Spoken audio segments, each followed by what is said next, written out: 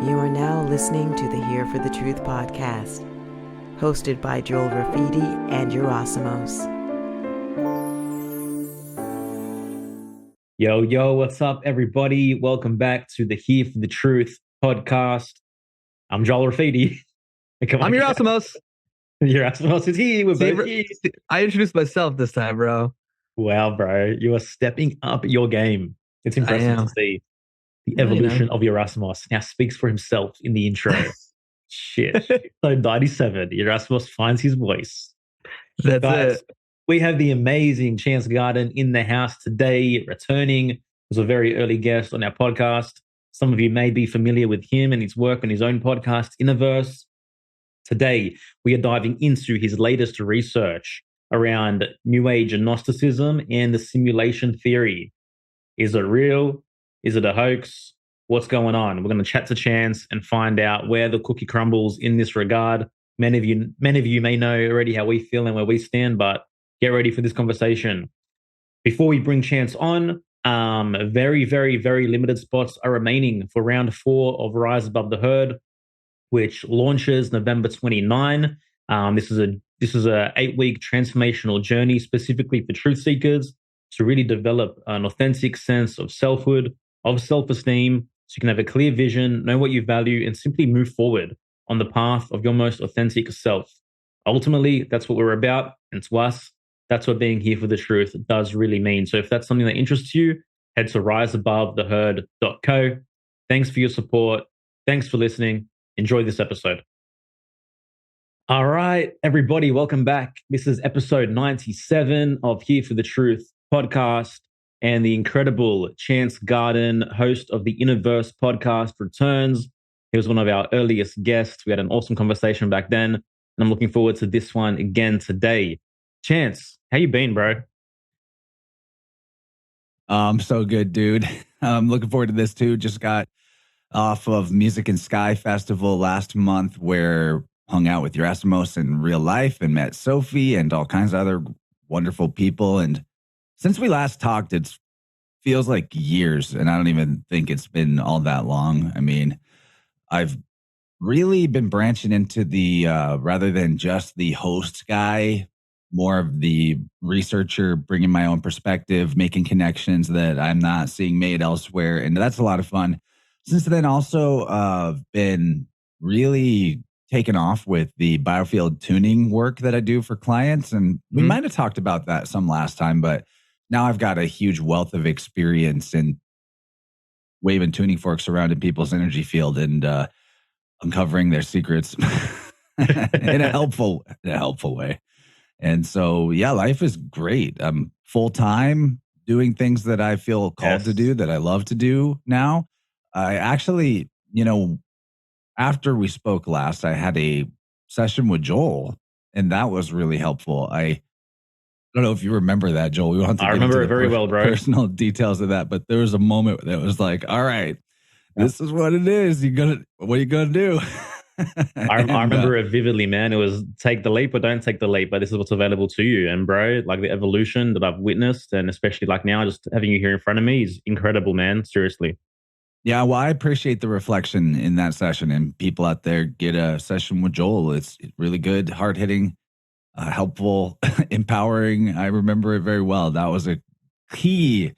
Sometimes you just need sort of that externalization of the truth within yourself, and then you either make the choice or you don't. But I made the choice. I jumped off the cliff, and the unseen forces have come to my aid, and I feel like I'm really flying now. Yeah. But that's it, man. What you just said right there, too, is, and we talk about this so much in our group coaching program as well, is that when you make a choice towards the life that you want, towards the life that's fully aligned with, who you know yourself to be and what you want to do, those unseen forces support you, whatever you want to call them. And it's like, that's what a lot of times people like to call luck, and it's like, well, when you're honoring yourself and you make these decisions from a place of deep integrity, like dope shit happens. That's all I can say. 100%. Oh, yeah, 100%. Yeah. Yeah. Wait, is it 100% or 99? How do you guys know it's 100%? It's 100% because the underlying fact of nature is that life begets life. Life seeks more life, right? All organisms grow this way. All organisms evolve this way. Like I've mentioned many times, plants, they seek the sun, they seek more fertile soil. We are no different. So to me, those unseen forces is simply life seeking more life. When we choose to live in authenticity, when we choose to let things unfold organically, those powers are available to us. If we choose to stop that flow and go against it and contradict it, then of course there's going to be issues that arise. Yeah, dude, I totally agree. 100%. 100%. I like to simplify one of the biggest questions out there that a human being can ask himself, like, what's the meaning of life? And I'm thinking, what if life is the meaning of life? Yes. Yeah. And then once you have that one answered, you're like, okay, now we can move on. Yeah. 100%, man. 100%. Yeah. How many times are we going to say 100%? I wonder who the first person. Should you save this for episode 100? I was gonna call this episode 100%. That'll be the title. Episode 100%. I wonder who the first person was that started that. That just said 100%, and then it just kind of started being a thing. Anyways. Well, so we can't be 100% sure about that. Though, to the topic you guys would like to go over with me, which I love to talk about. So yeah, man. You guys are here for the truth. And one thing I've noticed in the truth podcasting sphere is that, and I think the breadcrumbs have been laid out like this on purpose in some way, but maybe it is just a reflection of man's innate desire to create a narrative where he's a victim and unable to take responsibility for his place. It seems like for a lot of conspiracy researchers, though, they've taken the bait, they followed the breadcrumbs and come to a conclusion that the ultimate hidden conspiracy is that the world itself is pure illusion, a prison for the soul. The body is your jail. Everything material is dirty and gross. And that the ultimate truth is that you're supposed to escape from reality and that God is the devil and all this shit. And, what it comes down to sum it up, is lazy research, where these ideas are based off of texts and scriptures that someone else is interpreting for you, and then that gets passed around like a game of telephone, and nobody even goes into the source material themselves. And then if they do, they don't understand the underlying symbolism or the etymology of the language involved. And once you get certain keys to unlock what the symbolism is about, and the language is the key, it really helps to understand that there's actually a universal language that everybody speaks, and that our dialects have just sort of changed in different regions. But the way that there's like primal sounds, right? There's a blueprint to our energy fields in biofield anatomy that is consistent for all people. There are 7 colors that make up every possible painting. There's platonic solids. There's only certain shapes that are in that category. The same can be said about language, that there's really one language, there's one story. The sky clock, the zodiac is a really good example of all of those stories collected in one place. We've sort of put them up in the sky. So, you guys can hit me with any questions or where we want to start with this, or I can kind of take it away into some opening ideas. But this is what I feel is probably one of my bigger life missions that I'll be talking about for a long time, is refuting the simulation theory, demiurge, evil god, reality as a prison type of idea. Because I think it's perennial, as Tessarion says. It comes back, it comes up again and again in different forms. Simulation theory is the pure materialist version of this philosophy. And it needs to constantly be refuted, nipped in the bud, people shown a different option, because the way that it is presented in a lot of conspiracy culture is like, this is the biggest secret. You found it. Congratulations. Can you kind of just give a brief foundation around, like, even when you talk about simulation theory, like what is meant by that? Yeah, and also just to bring everyone on the same page, like the overarching umbrella is, I guess, Gnosticism as well, right? Which kind of keeps reinterpreting itself. So also, if you can, just from a foundational perspective, define what that is, I guess, as well. Absolutely, yeah. So the modern version of this is simulation theory, which you have your transhumanists and computer programmers and basically like physicists whose well, I put that in air quotes, physicists whose entire their entire perspective on so-called physics for them is like simulations run in high-powered computers, modeling mathematical equations that they have inserted because the current prevailing paradigm says that these mathematical equations are like physical laws of the universe. And they run these equations in the big simulation, and they look at big cosmic movements and dark matter and gravity and all kinds of stuff that is absolutely theory and not fact. And they're coming up with like, wow, the universe seems to follow rules and laws like a computer simulation, so it must be a simulation. Or you have people that are doing some level of the great work of spiritual alchemy on themselves. They begin on that path, whether on purpose or accidentally. They begin to notice that synchronicities are increasing. They think of something, it happens. They become conscious of a concept or an idea, and they start seeing it expressed in the reality over and over again. And because people are starting, for the most part, with a backwards paradigm of what consciousness and expression in the reality, how those interplay with each other, they are seeing these increasing synchronicities as like evidence that they're in a dream, or that everything's fake, or that it's an illusion, or that something is manipulating them, something's messing with them. So that first primary thing I think to understand would be that humanity, for the most part, is in this idea of something expresses in the world, in the external world, something happens, and then I become conscious of it.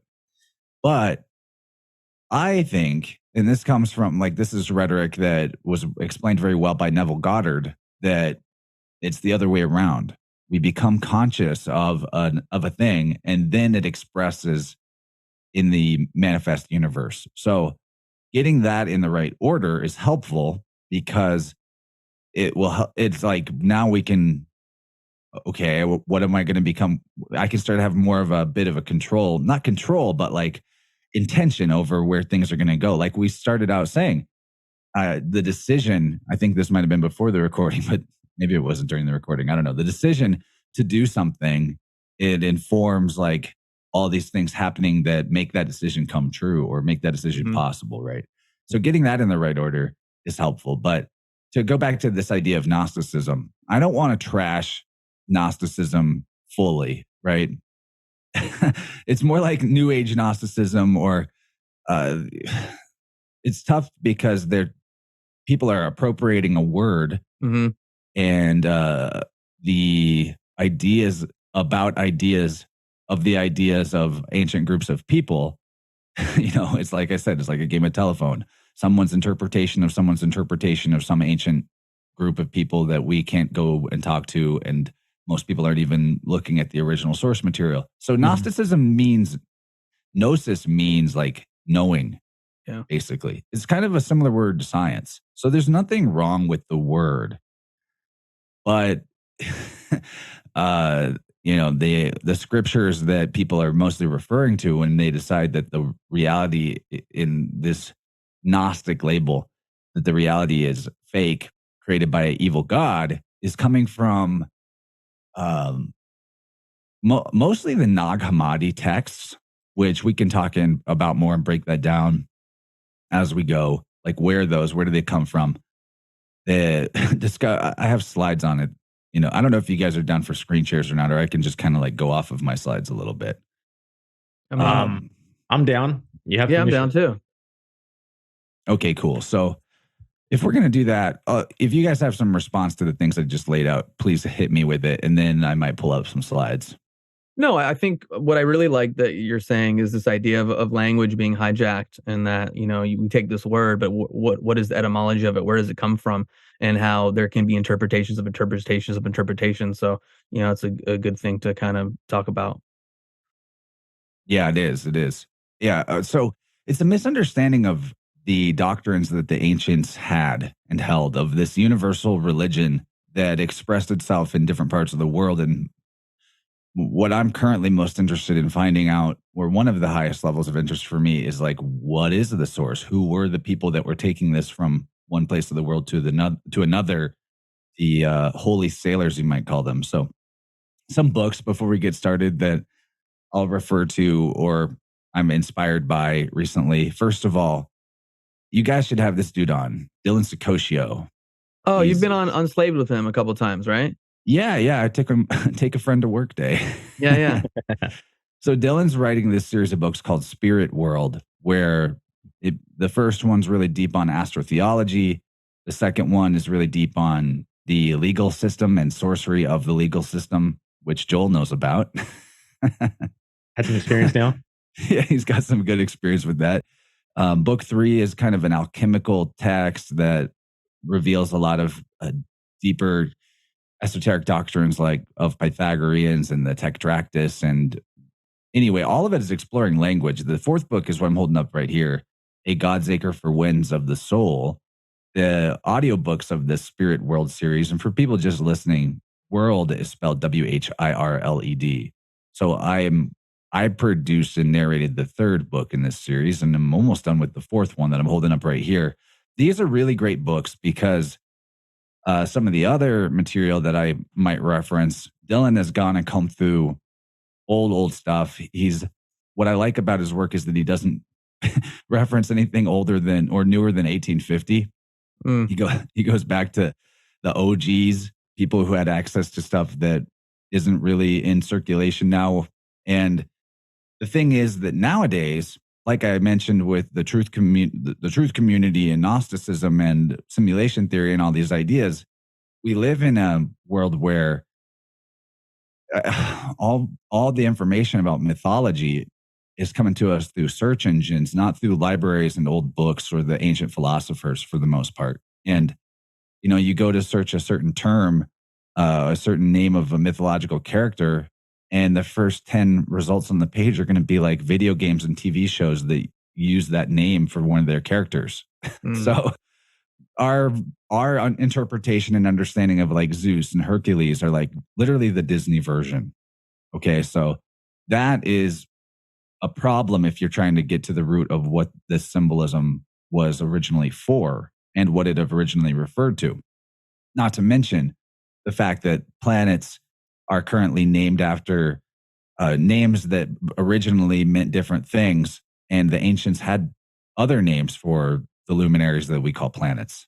Like Saturn is an old name for the sun, and it's demonstrable that the ancients thought this, but in modern day, because people are not aware of the older source material, when they run across things like that, you get ideas like the sort of Velikovskian Saturn was literally the sun and in an older age, and that the planet that is Saturn was like closer to the realm and that it was the sun, and then some crazy stuff happened and changed the world. And anyway, all that is like misinterpreting astrotheological doctrines of the ancient world, in my opinion. And I think it's demonstrable. So Spirit World's a good book series because Dylan takes, he's done the legwork of going to some of the older source material. He's quoting that, so you know where to go look if you want to read it yourself. The early 1800s version of that type of work would be Anacalypsis by Godfrey Higgins. So this is volume 1 of the book. It's huge, and there's more than that. He spent decades just all day, every day, deep diving into all of the writings of the ancient world that he could get his hands on. They even led him into the Vatican archive at one point. Wow. Because back then it wasn't as big of a threat to the powers that were for a guy like this to go and do his research, because books like this a big book like this was expensive. The commoners wouldn't have access to it. It wouldn't make it onto an internet. There was no such thing. So Higgins is a great source material for the etymology and the understanding the universality of the system and what the system really was. And so those are some great sources. And I recommend, if people are interested in this stuff, to go to the old material like Higgins, Godfrey Higgins, and not base your opinion on what symbolism means on modern people's interpretation. Now, that being said, symbols are multivalent, multidimensional, that something can mean more than one thing. And that's where some confusion comes in as well, because you have like Mercury referring to an alchemical philosophy. And then you have Mercury referring to the luminary called Mercury in the sky. And then you have the Mercury that was actually the sun in an earlier age. The Mercury who was a version of the solar Messiah, like a Jesus or that type of a guy. Mm-hmm. And that's demonstrable too through kind of just very basic knowledge about the mythology from the ancients' perspective. So the key thing, though, overall, is very well summed up in this quote that I'm going to read from Anacalypsis. So this is Godfrey Higgins putting it, just really laying it down, and I'll elaborate on this. He says, "Of the sayings of the wise men, there was not one probably more wise than that of the celebrated Know Thyself. And probably there was not one to which so little regard has been paid." It is to the want of attention to this principle that I attribute most of the absurdities with which the wise and learned, perhaps in all ages, may be reproached. Man has forgotten or been ignorant that his faculties are limited. He has failed to mark the line of demarcation beyond which his knowledge could not extend. Instead of applying his mind to objects cognizable by his senses, he has attempted subjects above the reach of the human mind and has lost and bewildered himself in the mazes of metaphysics. That's crucial right there. Yeah. He has not known or has not attended to what has been so clearly proved by Locke, that no idea can be received except through the medium of the senses. He has endeavored to form ideas without attending to this principle, and as might well be expected, he has run into the greatest absurdities, the necessary consequences of such imprudence. So that says a lot right there. And to kind of translate, we have the perfect example in modern times with scientism, how people take authority as truth and, trust us, we can see the invisible world that you're not aware of, and we have the tools to sense it. And I'm not saying that that humanity can't expand that line of demarcation to where our knowledge can extend to. We do. We push that boundary, and tools are good for that. But as Tessarion likes to say, the white coat brings you into the world, and the black robe takes you out of the world. The medical system and the priesthood are two wings of the same cult, whether or not their foot soldiers are aware of that. And they're not, for the most part. The average run-of-the-mill priest or rabbi doesn't know any more where what they're doing is coming from than the average doctor at a hospital. So the key here is, as Reich talks about in his book, Ether, God, and Devil, that the human mind, or the brain really, when in an imbalanced state, the masculine aspect, the left brain, can overrun us into mechanistic thinking, where we're trying to find every particle and every little piece and categorize it all. And reality isn't quite like that.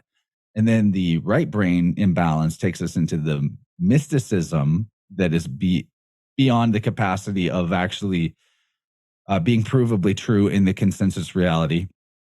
So for me, I'm skeptical of material that comes from sources that are channeled. Not saying that there can't be good things from it, but like to be aware of, are we talking about something that we can all observe in nature, or are we talking about something that was received by just one individual? And if a system is received by just one individual and they develop it and it's useful and it proves out in nature, that's one thing, and that's great. Use that. But to take it as and run with it as religious dogma is just as absurd as the cult of Branch Covidians and wearing a mask to protect you from the invisible boogeyman. Human design was a channeled, I guess you can say channeled material, which again, I kind of align with you in that regards of I'm a little bit more suspect, but then something maybe could stand the test of time. A person can apply it into their life and find that it has value. But I totally feel what you're saying. Yeah. But I think there's differences in sparks of inspiration, which one can receive, even from the Walter Russell perspective. And also when there's this one being that I'm constantly, reinterpreting and moving through my mouthpiece as well, So yeah, I tend to agree that I'm highly skeptical of channeled material. But in the human design instance, I guess, that's something one can experiment with. And if it becomes true for that individual, then, that develops one's reason around it. Right. And it's not sold as like a religious dogma Yes. either. Yeah. It's like, this is a system for you to know yourself through. And if it's helpful and it works, then that's great. But, when we're talking about like, I spoke to God and he told me that, you can't do this and you can do that and all that, you get it. You get it. Yeah. And so the other aspect of this that's really helpful to understand is Baudrillard's concept of hyperreality, where he says the media represents a world that is more real than the reality we can experience, and how people begin to engage with the fantasy without understanding what it really is. So what he means by this, when you hear about Baudrillard's simulacra and simulation, what I think he means by this, how people lose the ability to distinguish between reality and fantasy, is that when you have taken on the lens of a particular worldview, and this comes through media, like people getting the worldview of, cooties when that was all going down. Whenever you take on the lens of a particular worldview and then you go out into nature. We're banned from YouTube, bro. You can say COVID. Oh, yeah. I still like to say cooties because it's so stupid. It's more fun. It's more fun to call it what it fucking is. Yeah, great. So, I still will say cooties, and I'll call the vaccine the cowpoke because vaca is Latin for cow, and you get it. Well, that's good. Now that you've laid the foundation, anyone listening from now on knows. So perfect. So whenever you have a worldview that's over some kind of fantasy worldview overlaying your perception, and then you go out into nature, and nature doesn't align with this fantasy perspective that you now believe in, then it makes the natural world, the real world, seem unreal. Okay, so this is what's gone on for a long time with humanity, whether through the media that we currently have. Medea, by the way, is a mythological character, and she was a witch who cast illusions and caused the solar hero Jason to like kill his own children in a Herculean type way, or she sacrificed her own children. Either way, media is not nice. It's not a good word.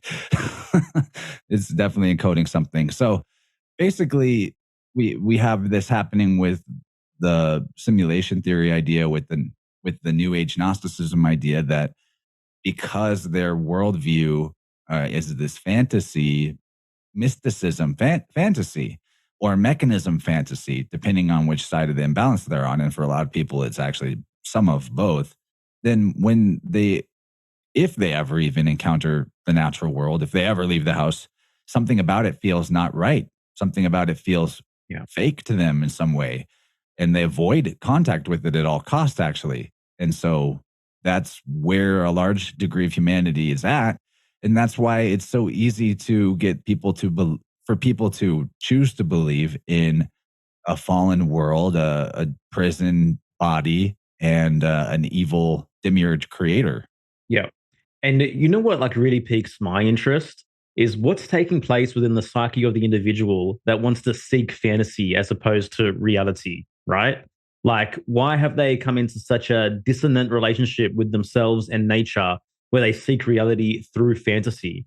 Because, obviously for them, even the origin of the universe story, Big Bang, right? Nature is random, nature's unpredictable, nature's unknown. This is conditioned and festering in the base of one's psyche. So from the beginning, they're at odds with themselves. They're at odds with nature. There's, so it's like, it's actually playing on one's own self-loathing as well, I think. Yeah, I mean, if you see the world as fake, then there's like inherent self-loathing in that. Mm-hmm. There has to be, because you are the world. We are living nature. So, and when you really get down to what the New Age Gnostic is seeking, it is just straight derived from the old Buddhism and a lot of versions of Hinduism, where the doctrine is that if there's anything to perceive, or a perceiver at all, like if you have any sense of I am left, even a shred of selfhood or ego, then you are still in the illusion. This is the doctrine that is taught by the Eastern cults. Yep. And So this is like the ultimate attempt to return to the womb and basically oblivion, really. And that's why it leads so quickly and so easily to like a metaverse idea, because that's an attempt to return to a womb state. But the irony is that no matter how self-destructive one is, no matter how much one seeks oblivion and non-existence, the only thing that exists is existence. So no matter what you do, where you go, or how much damage you do to your own psyche, you are still going to be there. Yeah. Yep. You're always left with yourself. And You're always left with yourself. Who tried to make this very loud and clear? Who said A is A? Who said reality is a fact? Who said existence is existence, right? Ayn Rand, man. She's been the antidote to a lot of this for a long time. This is the most pro-life philosophy. And all she tried to do was tell people, guys, hey, look at reality, deal with reality. Let that be your guide. And she was hated, right? Yeah. Yeah, I haven't dove much into her work, but I have heard Michael talk about her, and I mean, yeah, that all sounds good to me. I think you would totally be into, what she has to say. And like Joel said, I think a lot of the antidote for a lot that has been taught, the last several decades, is in her philosophy. I'm not going to say like she is the one and has all the answers, but let's just say she was a smart cookie. Yeah. Ultimately, what it is it's nature worship. It's man worship, right? And many people are triggered by that statement. But why wouldn't you worship man? Why wouldn't you worship human potential? Because ultimately, that is just recognizing the vast immensity of nature and the gift that it is, right? Yeah, and it doesn't even have to be worship, That word is so charged. Yeah. It can just be like recognition of the potential is in of itself powerful. Everything in terms of healing in energy work that I do with people is strictly about like, can we recognize where the blockage is? And that allows things to sort themselves out. Yeah. It's really about hiding things from ourselves that causes the most problem. And so one of the things though, like reflective of that, is how we can't even see the stars in most of our urban centers anymore. Mm-hmm. And if we understood this concept of constellation writing that the ancients did, where they would put mythological characters into constellations, or man, this is where it gets really fascinating and deep for me. Like there's a word the Sumerians and Akkadians used for this idea of constellation writing called lumashi. So this is a word referring to the astrologos, or scripture in the stars, and the practice of the ancient priest astronomers, because one priest meant astronomer and astronomer meant priest in the ancient world. It was the same thing. So they would derive the history of the world in terms of what they taught from the interplay, the puns, homonyms, synonyms, double entendre, all that type of stuff between the names of the constellations and the names of the stars, and what the constellations represented and their proximity with each other, and multiple languages that they had familiarity with. So the ancient astronomer priests would know, say, for example, Hebrew, Latin, and Greek, and probably other languages too. So this interplay of hidden words and hidden meanings from reading between the lines was actually considered to be the secrets of the gods, and that only the initiated, the Illuminati, which is not even an evil word in and of itself. It was a rank in the mystery schools of the pre-Christian Christian church. Only the ones who were initiated to the meaning of the symbolism would be able to comprehend these secrets. And so because the ancients, this is my personal opinion, this is what I think has happened over a long period of time, that something would occur that was monumentally important, historically speaking. Say a new king would rise, or an empire would rise and take over a region, a neighboring region.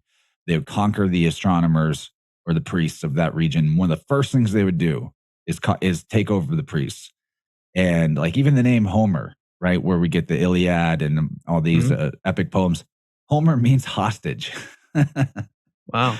So we have these hostage priests that are then instructed to like, all right, put the history of my kingdom up there in the stars, or something along those lines, or put me, the king, up there in the constellation. Put my name on it. I'm important. I'm a chosen one. And so, because this would be a practice that occurred repeatedly, and they knew that this has been happening for a long time, my opinion is that they would see the history of the world in the constellations and decide that, well, if it's up there, it must have got up there for a reason, because it really happened, even if it's so far back that we have no actual records of it. This is the record. The constellation writing is the history. So over time, obviously, that's not actually a good system for keeping real, literal history. It starts to get like more and more confused, muddled, and complexified over time. So like a good example of this would be, we have all the flood myths of various cultures. You have the Epic of Gilgamesh, where they reference Utnapishtim, who was a flood hero who survived on a big boat that he built. And you have Noah, of course. Noah's Ark is the most famous one. If you go back even further into the Sumerian, the oldest Sumerian lore, you have the myth of, I think it's one of the very oldest cuneiform tablets that there is, the Atrahasis. And it just takes a little bit of play, hidden wordplay, to realize that this idea of Atrahasis or Atrahasis, depending on who you ask and how they interpret it, that this guy who was the Noah character, through which all humanity was bottlenecked after the world was ended in a flood, supposedly, and then brought back, that he's like Adam now, and he's the only guy left. Everything came from him. So the source of humanity starts with this guy Atrahasis. Well, Kasis is practically the same word as chaos, which is the Greek word that we have as chaos. So the origin of the world is chaos. And that's a fairly well-known mythology from like the poetry of Ovid and Metamorphosis, which is exactly what I'm describing. It's an epic of the history of the world from the creation up to his time. And the beginning of it starts with the idea of chaos. So I don't know what you guys might want to ask from here, but I've got plenty of more ammunition. I guess I should actually, before I kick it over to you, describe where this is showing up in the stars. Okay. So the more likely scenario is that there's not a world flood, even though almost everybody believes in that. But if we just base it off of our senses, it's probable that that is not what happened, So you have in the zodiac, the winter half of the zodiac starting at a certain point. A bunch of the constellations are water-related constellations. So these are the waters of the zodiac. And there's standing right before the waters of the zodiac, there's the legendary hero figure of the zodiac, which we call Orion. He's standing right there. He's actually about to walk on water, as the constellations right at his feet represent rivers. And there's the Argo Navis constellation. The Argo Navis is a big boat in the sky. Okay, Argo, arc, basically the same word. And with the story of the flood, there's like the part where where Noah sends the birds out, right, to see if the waters have receded enough. He sends 3 different kinds of birds out. There's like a raven, and the last one is a dove, I think, and the dove doesn't come back. And the boat lands on a mountain at the end. Well, all this stuff is up there in the sky. What we call the constellation Gemini was also portrayed as 2 mountains, twin mountains. And that's like right across from the sky clock from the boat. Inside of the boat constellation, there's a star that is named after a dove. I'm doing all this by memory, but if you really get into the nitty gritty and come through the details of it and spend the time doing the work, the evidence is just of what I'm describing is like endless. And you could just spend hours and hours and hours going over the minutia of the details. There's a crow and or a raven constellation right by the ark. All of the characters, components, settings, animals involved, like everything about the miracle story and all the miracle stories that I've ever looked into are right there in the sky clock, like all together in a tableau. So when we call this Lumashi constellation writing, we're talking about the tableau in the sky where at a certain time of year you look up and you only see a portion of the sky at once, right? You don't see the whole every star in the creation all at the same time. At a certain time of year, you only see this part of it, right? If you get a planisphere like this right here, you can kind of simulate that. And as you turn it, you see what part of the sky is available at any one time. And so, I highly recommend people interested get in this type of thing, get a planisphere and just start playing with that and see, the mythology literally transpiring before your eyes as you rotate it, like the story going on. So you have all the components of the flood hero myth right there in the sky clock. And to every single miracle story that is like a supernatural, mystical, beyond the ability of what we've ever witnessed with our own eyes to ever happen type of story. Well, there it is. So the ancients, I think, were calling this ancient history because of the fact that in their time, stuff was getting added up there as it happened, potentially. A ruler or king would have himself put up there. So they, I think, would assume that whatever they did see up there must have been put up there by somebody whenever it happened and then carried on forward. It's like they say that there's an oral tradition and things weren't written down. That's not exactly true. It was up there. That was their book. Wow. Thanks, man, for sharing all that. So,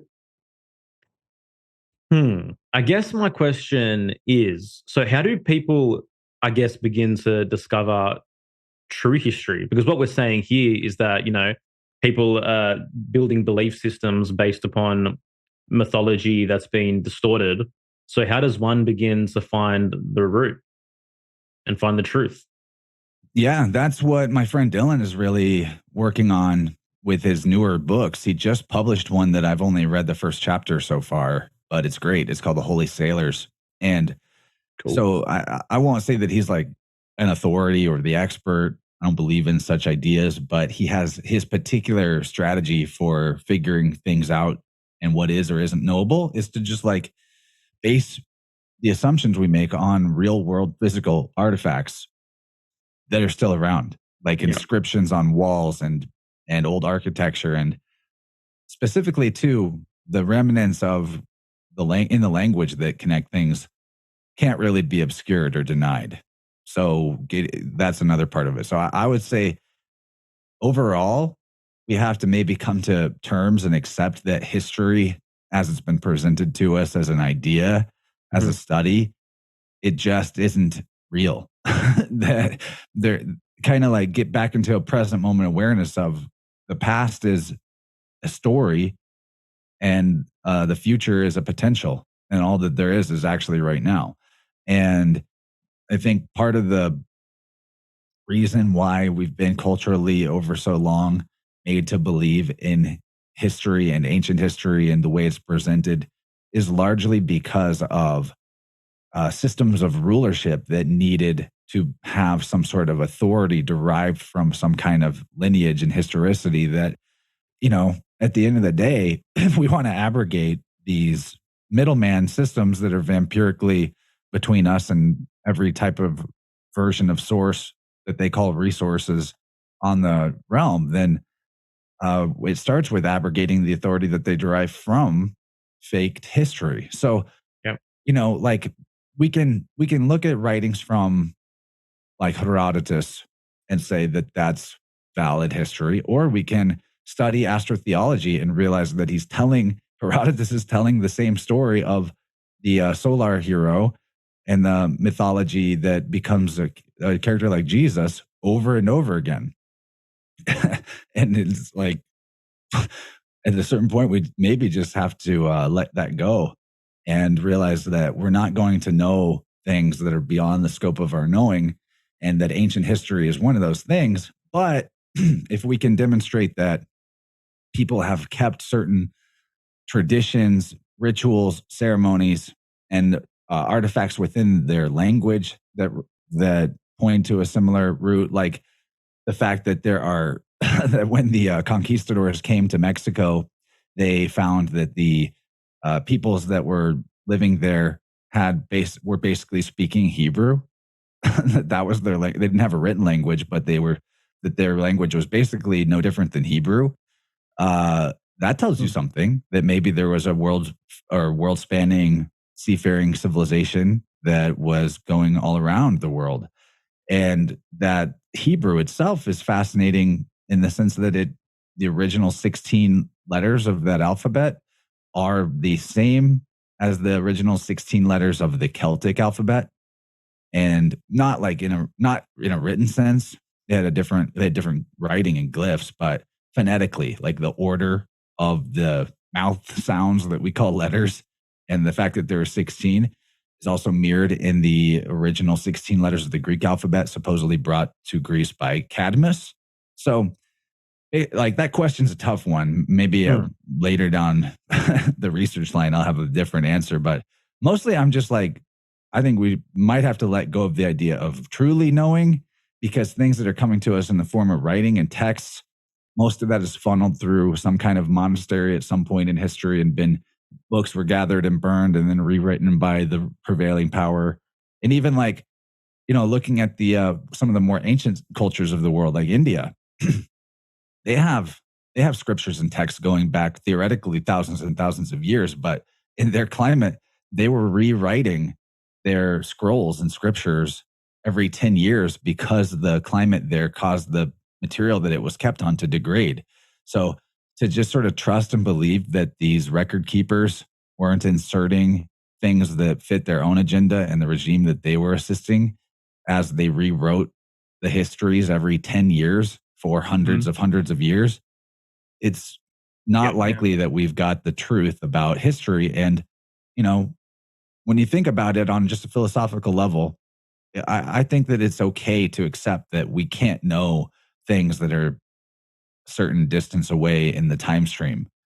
Just maybe we should just accept that and let that go a little bit, because it's not helping us to fight over, who's the special boy and whose culture is the right one. And one thing I get a lot of pushback with when I'm talking about syncretism and demonstrating how Odin is Buddha, is Jesus, is Mercury, and it's all the same mythos kind of repeated in different parts of the world, is that heathens or Christians or whatever label they give themselves are well, aren't you kind of diminishing my culture? To say that my culture came from the same place as their culture, but we're special, we're different. And yes, I'm not trying to be like communist and make everything one world system on y'all, but it's true that you'll have regional differences. It's true that your mythologies will have morals and things about them that apply to a certain group of people in a certain place, and that's all good. And what's important is to just show that in terms of a religious system, in terms of a system of spirituality, the benefit and the use of it is in how it can help us understand the truth of nature and what nature does. And that's actually a singular truth. There is actually just one nature. There's one alchemical process. There's, one way that babies are made. You know what I mean? There is some universality to religion when you get down to what's actually knowable in the realm and how religion can help us hold on to and retain that type of wisdom. Yeah. I think it's interesting too, because a lot of people, when you ask them what God is, they'll just say nature. Nature is the closest thing in that regards for them. So I'm curious your thoughts on that. Even that term God, we've asked different guests on this show, what do they think about that term and what does it mean to them? So I'm curious your thoughts.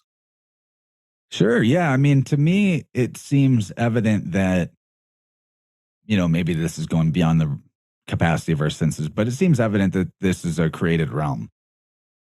Now, like how that creation comes about and manifests, that's a really interesting question to speculate on. But I see the realm as mental. I see reality as mental, like that Hermetic axiom of mentalism. And like so, all is mind kind of all thing? is mind. Yeah. So to me, I think that the physical reality is manifest out of this divine imagination, this field of potentiation or the pleroma that is for whatever reason ordering itself into the experience that we all share currently. But yeah, like God is nature. That's not a bad way to consider God. That's a big question that people maybe have to answer for themselves. But For sure. The idea of a creation, that it's a creation, seems evident because that's how everything that we ever see that wasn't here and now is here ever got there, as somebody created it, right? Yeah. I mean, I guess the question is like, is it created or is it just creation? Is it just the isness? Has it always just been, which is, again, a hard thing to, I guess, kind of decipher and determine. But yeah, for me, I kind of see it as just like a perpetual, ongoing creation and isness. Like, I don't know. That's my perspective. Yeah, like beyond the idea of beginnings and endings. Yeah.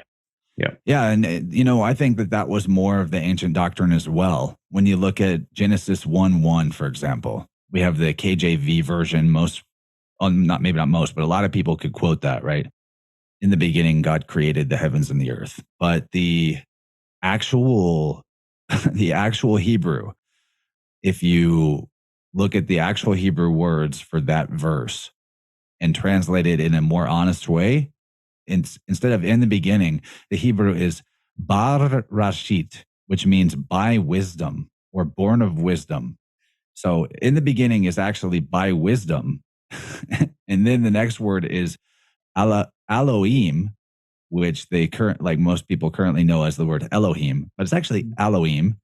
So Barashit Elohim, by wisdom, the gods created the world from matter previously existing.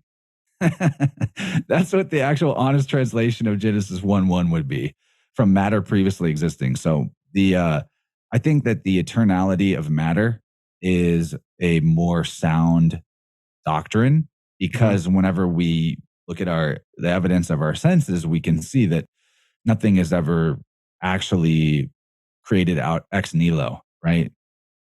And when things are destroyed, they actually just change form or regenerate in some way. So everything that is, the isness is.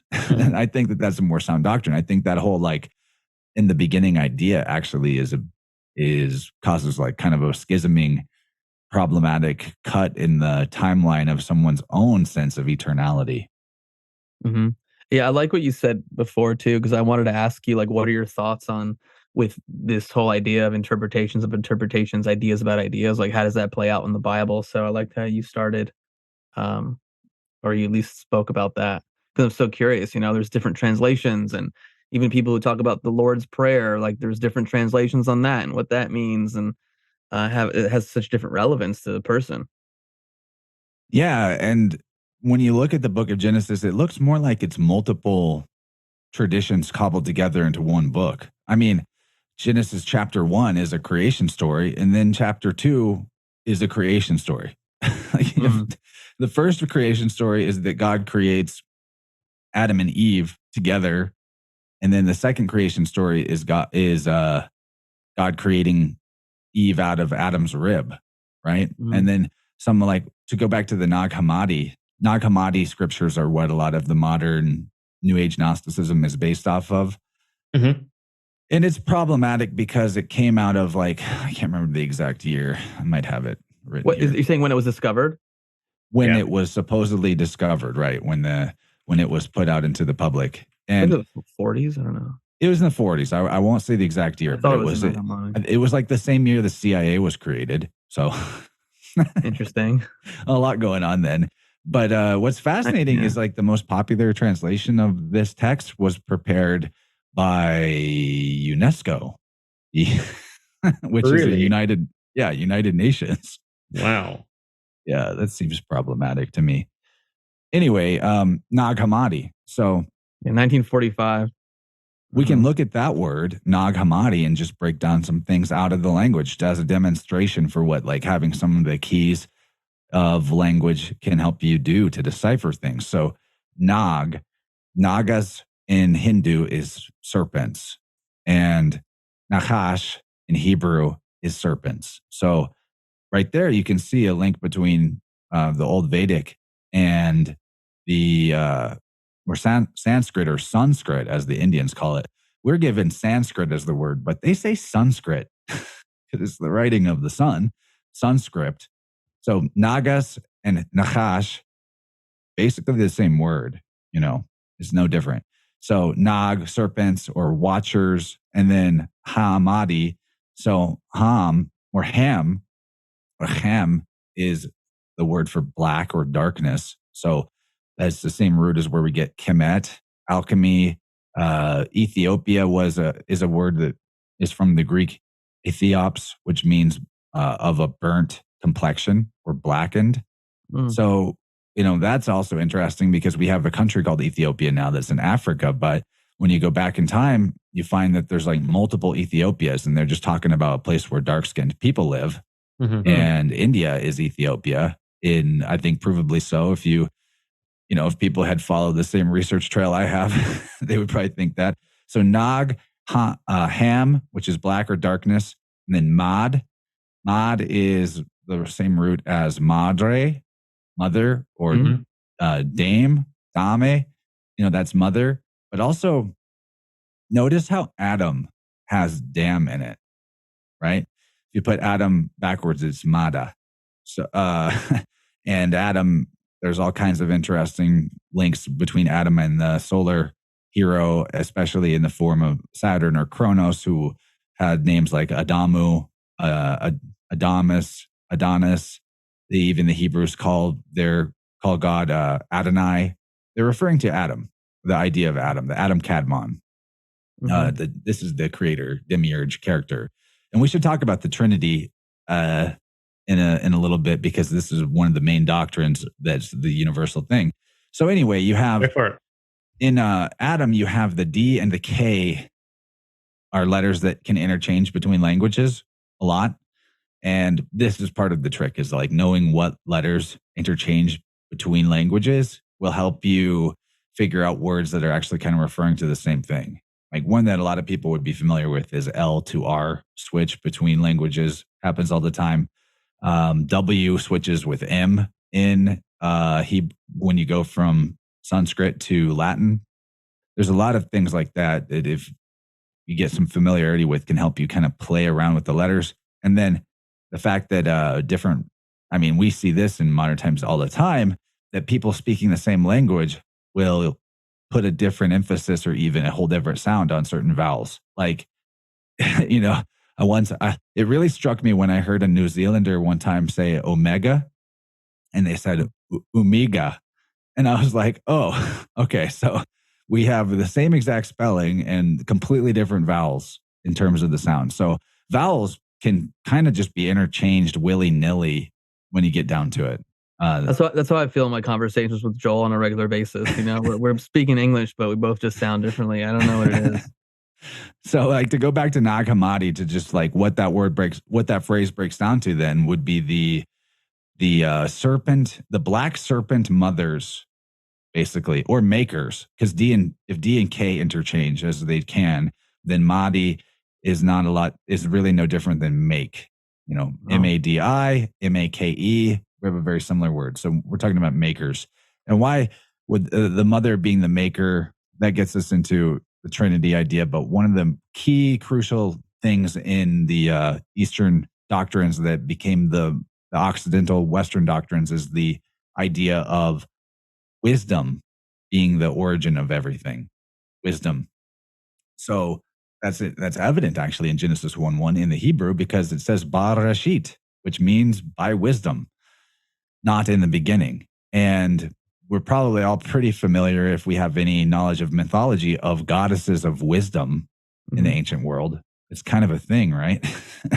My wife is named after the Greek word Sophia. Exactly. That's actually the slide that I'm looking at right now. Sophia means wisdom. But what else does Sophia have encoded in it? Well, remember, Nag Hammadi, Nag, Nachash, serpent. Well, Ophis is the word for serpent in Greek. Yeah, Sophie, you're a serpent. Yeah, and serpents are be ye as wise as serpents, as Jesus says in the Bible, right? So Soph, the Greek word Soph, which is sigma, omicron, phi, Soph, that means wisdom. And then, the IA of Sophia is the suffix referring to both the state of something, or it also can refer to a place, like a country, or also diseases get this suffix in the Greek, and flowers, which is interesting because the Gnostic mythos of the Nag Hammadi library, if you go to the creation stories you can find there, Sophia is the maker goddess that makes the world, actually. And they call her Pistis Sophia. And Pistis is like belief. Flowers have a pistils. Oh, got it. Yeah. So there's like a flowering idea to that as well. And don't we see in the Eastern traditions the deities emerging out of lotus flowers all the time? Right? Yeah. Okay. So lotus. What happens when you switch the L to the R with lotus? You get rotas. Rotas. What is on the high priestess's tarot? What does the tarot have? Rotas is a big deal with tarot. Yeah. So there's it all connects when you just have these little keys to language and can kind of internalize them and look at things with new eyes. But real quick, I just wanted to say that the reason I said that when you said pistis, like the word belief in Greek, in modern Greek, is pisti. So I don't know if that at all relates to anything. No, totally. Yeah, that's I haven't really thought about that, but it's where you get the word, like the word epistemology. Epistemology, yeah. Yeah. So look what you've unlocked, Erasmus. I know. How brilliant your mind is. The Greeks. Dude, the Greek word pisti means belief. You know what? I fucking love Greek as a language. In my research journey, I taught myself the Greek alphabet so that I could read words in Greek. And man, it's a cool alphabet. It's way more fun to learn than like the Hebrew letters, which look really retarded and don't make any sense. Hey, Chance, you might be accused of anti-Semitism here in a second, bro. Relax. Oh, no. Don't let the tiny hats come after me. That's it, dude. You're getting thrown into the same category. Shit, man. I've reported you, bro. Yeah, I think it's it just isn't. It isn't a viable language that anybody would ever actually like use for life. It's I think it's more of like a priestly language for ciphering and encoding things. It's fine. It is what it is. But like Greek is cooler. That's what I think. You're welcome back on the show anytime again after that statement. Just letting you know. I play favorites. Well, so like to go back to talk more about the Gnostic ideology of the New Age Gnostics, they have this idea of the demiurge, right? Mm-hmm. So the demiurge, they also call him Rex Mundi. And people claim that Jehovah is the demiurge, the Old Testament Bible's God is actually the demiurge. He's the evil God, and all this is so mind blowing to me. And I love how Michael, to bring up Tessarion again, in one of his premium presentations, I had the great pleasure last year of helping him produce some of his premium presentations and doing the videos and the editing for that. And awesome. So it was great because I wanted to watch them anyway. It was a learning experience. And he did a couple on Gnosticism, kind of the origins of the system and refuting some things about the modern beliefs that come with that label. And one of the most obvious things ever is like, so you have this idea of the eternal, true, real Father, God, what have you, and then that it had emanations, and that from these emanations, one of them is wisdom, who is Sophia, or Pistis Sophia, which means, it means faith, as you said, Pistis does. And then she decided that she was going to give birth without a father and try to create without the help of the supreme God. This is in the ideology that is currently spread around.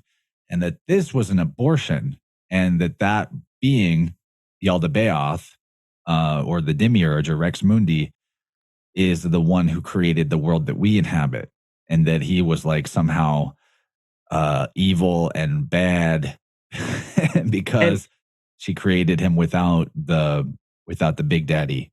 And where does this come from again? Like this idea? So, well, where this idea comes from goes further back, but the modern interpretations of this is from the Nag Hammadi, or On the Origin of the World, is like probably the main text that people are citing. Gotcha. This is all real and true in evidence, when that shit could have even been put out as a red herring and fake, or we didn't go translate it ourselves either from the Coptic. But anyway, and we'll get to what I think is the misinterpretation about all this that causes the belief that the creator God is the bad guy. I'll get to that, but to just like get into the word demiurge, it's from the Greek demiurgos, which means a craftsman, and like a hired worker or craftsman. And then Rex Mundi, Rex is king, Mundi is translated as world. But I think, and I agree with Higgins on this, that Mundi is a corruption of Manda, and Manda means the same thing as Gnosis. And so you have like one of the original sects of so-called Gnostics were the Mandeans, right? And anyway, and Jehovah is a transliteration of the Hebrew Yad He Vav He, and I'll get to more about that. But anyway, Manda is Aramaic, meaning Gnosis is not in knowledge. MNDO, which is like Mim, Nun, Dalet, Aleph, in Chaldean, which is sharing alphabet with the Hebrew. That means science. So Manda, Gnosis, science. Interesting how the cult of scientism is the cult of Gnosticism. It's the same cult. Crazy. Right? Yeah. So the other interesting thing too, like back to that R to L interchange, Rex, which is king, translates or can swap to become Lex, which is word, logos. Rex Mundi, Lex Manda, king of the world, or the word of wisdom, or the logos of knowing. Interesting. So other versions of the god or savior, the chief deity, the pater, the pattern, like Zeus, Deus, were called Redemptor Mundi. So Rex Mundi, Redemptor Mundi, there's all these ideas. Yeah, so where do I want to go from here? There's so this demiurge character is replete throughout different versions of mythology and history. Again, it's a public servant is the original meaning of the Greek word. But in the Eastern philosophies, it's considered to be an aeon employed in the creation of the world. And I hope that I remember to get back to this word aeon because it's super important. But some versions of this in different mythologies would be Vulcan, who's a blacksmith, Jesus, who's a carpenter, Ptah of the Egyptians, who's a potter, Lu of the Irish, who's skilled in many arts, and Thoth, who brought about writing to the Egyptians. These are Thoth, man, that's definitely Buddha. Thoth, Tat, Teos. Buddha's got so many names that if I spent the 10 minutes reading all the names of Buddha in the history of the world, you'd be like, oh shit, everything's Buddhism. And it is. I think that's the oldest version of this that you can get down to. So the aeons are also called the archons in this philosophy. Archon is a Greek word referring to a prince or ruler. In ancient Greece, there were chief magistrates, and interesting that the word magistrate is defined in the older dictionaries. I like to go to Webster's 1828 dictionary. Really good way to get to what words actually meant before modern confusions. But the archons, who are magistrates, magistrate meant God with a lowercase g. So it also means judge. So like, in the legal sorcery of it all, the magistrate, who is the judge, who is the prince or the ruler, you used to pray to the god who instead of plea to the judge, but it's the same thing. Whenever you make a plea to the judge, you're praying to the god, lowercase g.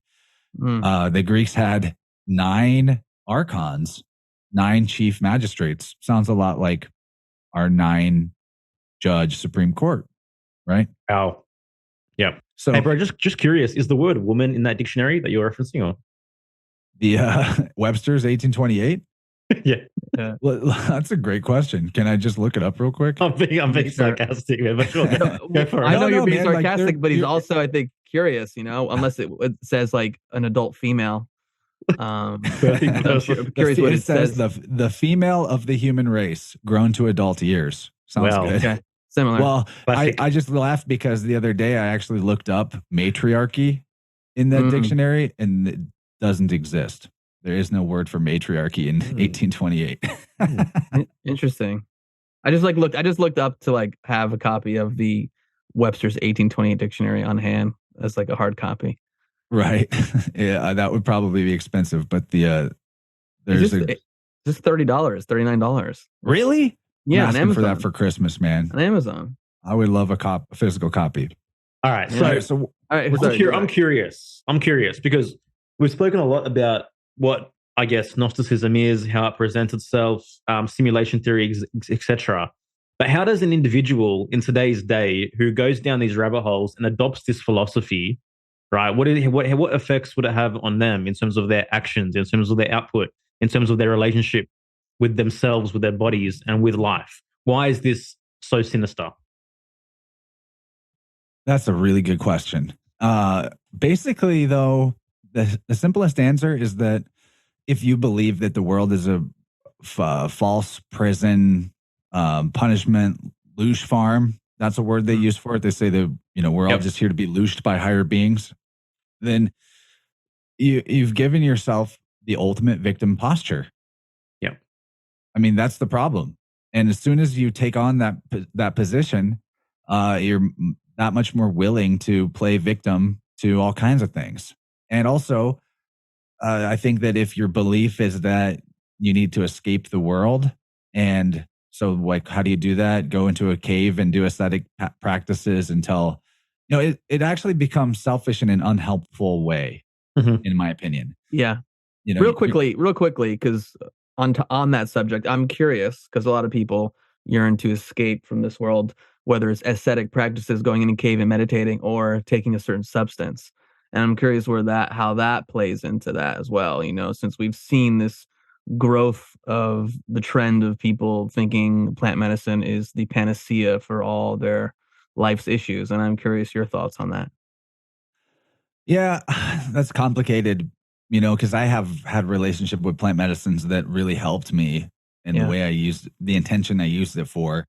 But to maybe get to the more ancient usage of these plant medicines, I think that in the initiation ceremonies, you would actually use the plant medicines to give the initiate the impression that supernatural stuff was actually happening.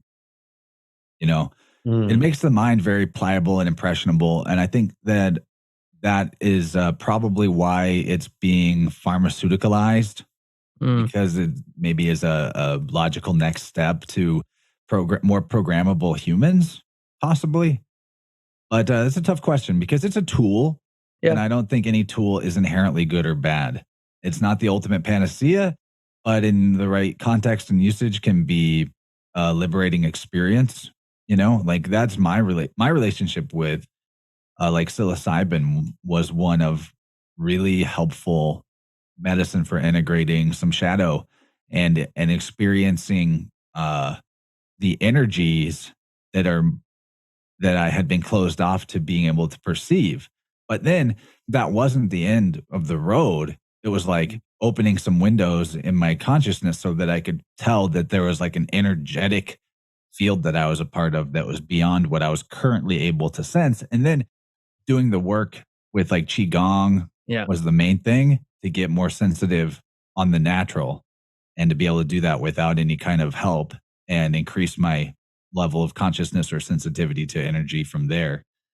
Yeah. So complicated question. Yeah, it is. For sure, man. And I appreciate your answer. And I think there's definitely positive experiences that can occur from experience with these substances.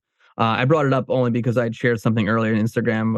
A previous guest of ours, who I consider an expert on the nervous system, had interviewed someone who'd said literally ayahuasca wrecked his nervous system, and there were tons and tons of comments that were commenting on that page that were in concurrence. Obviously there's some people that said they had good experiences, but there were a lot also that were saying like it rocked them. And I think in this world where something gets super, super trendy and every other person has their own personal shaman. I mean, I live in Los Angeles, so there's tons of those quote unquote spiritual types or new age types, which if you want to talk about in a bit, it's just something that's overused. And you have practitioners who, go spend a few days in the Amazon or something, and then they come back and they just identify as being personal shamans and don't have the understanding of human biology or even some more esoteric elements of this work. And, people go into it super trusting, and, it may not always be the best experience. So, I'm always suspect when people are just like promoting something as the greatest thing, and we have to look at both sides to it. So I appreciated your answer on that. If it's on the Joe Rogan Experience, be skeptical. Here you go. I heard from his tattoo artist came out and revealed that Joe had never even done DMT. That he's promoting stuff to, young people that he's himself doesn't do or never actually did, and lies about it. Yeah. Which I don't know. Joe had a whole documentary on DMT. You reckon he's never even done it? That's crazy. According to his tattoo artist, he's never done it. It's interesting. Like, even like I could speak for myself personally, like in 2009, I spent 10 days living in a treehouse in the jungle, and I had gone on a trip around the world backpacking. And I ended up at this healing center, this shamanic healing center, and I experienced 6 ceremonies over 9 days, and there were some profound experiences. But for me personally, and again, when you think about healing, when you think about becoming more whole, it's a very individual experience. And the thing that had the biggest impact on me and getting more connected to myself and being rooted and grounded was, number one, getting completely sober. Not because I had an issue, because I made the choice to really want to engage in reality. And the somatic and the deep body work that I did. You talk about Qigong, there's other things as well. And that for me was like the biggest game changer. Now, maybe for other people, going into a cave or going into a setting with psilocybin or plant medicine could be really beneficial. But I just think it's really important that, both sides are honored, that people need to understand these are powerful, powerful substances, and they need to have some reverence and respect and not just go in it blindly. And know themselves. Self-knowledge comes into play here. It's like, well, do you know yourself? What's the state of your nervous system? These things can have an impact that people need to become aware of. Anyways, those are my final thoughts on that. Yeah. No, that's good to say.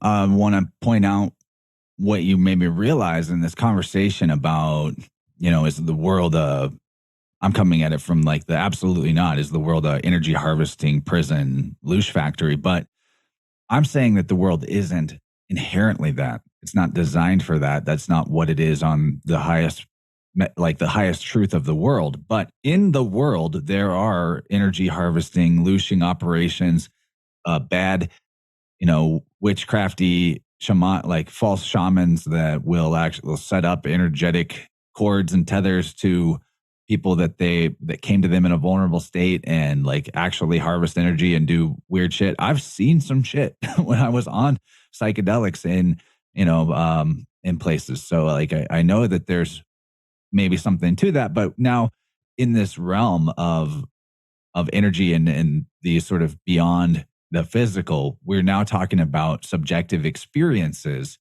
that, while there may be validity and use to them as subjective experiences, we cannot bring that into the conversation as this is what it is. We got to be aware of like what we can and can't make a claim about for the consensus reality of all people.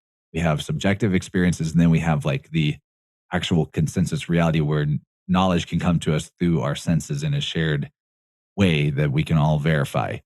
And then we may push the boundaries of that as we go forward and as humanity moves forward, and that's fine. But like, I'm definitely all about cutting it off where we need to in terms of what we're making a claim about. So yeah, there is energy harvesting. There is negative forces at work. There are archons, but like my claim is that the archons are human. Now, like maybe spiritual forces are at play that are more what you would call demonic or negative acting through those humans. But now we're in a realm where I can't make a claim that I have proof or evidence for. Now we're in the speculative realm, and that's fine if someone has that belief or worldview. But I just want to help people with the belief that the highest truth is that everything is demonic and evil and false. I don't think that's the highest truth. Got it. I agree.